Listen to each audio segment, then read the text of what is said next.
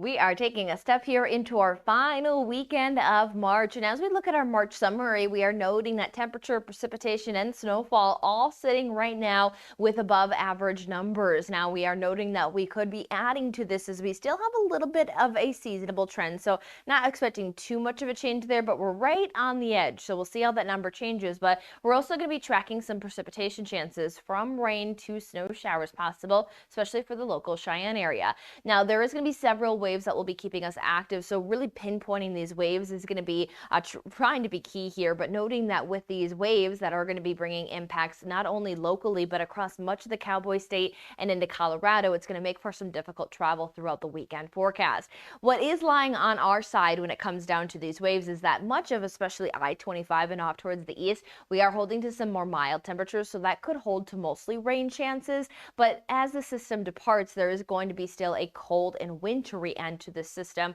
but that could come on Monday, which Monday is our first day of April. So we'll have to continue to fine tune the details here, but expect for an unsettled weather pattern that will at least be bringing some times of impacts. Not going to have widespread all day impacts from now until Monday, but there's going to be some higher impact days. Now we are going to head into our Friday starting off a little quieter, though we did have a cold front passage, so that is pulling us under northerly flow, keeping us to a high of 49, but still not far off from that average high. So that's why a wintry mix potential is possible due to one noting that cooler air is going to be funneling in, giving us that chance that columns of air above could be cold enough for snow, but at the surface we're warm enough, so there could be some changeover to bring some mixed precipitation. So we are noting that there is that lingering system allowing for mountain snowfall to continue to be ongoing through the early Friday morning hours. Into the afternoon, a wave of moisture does try to work its way over, especially the local region, so we'll watch for that potential to bring a quick round of some wintry mix and rain showers. But here's the lift of a low that is going to be building its way into Colorado. It does push some moisture into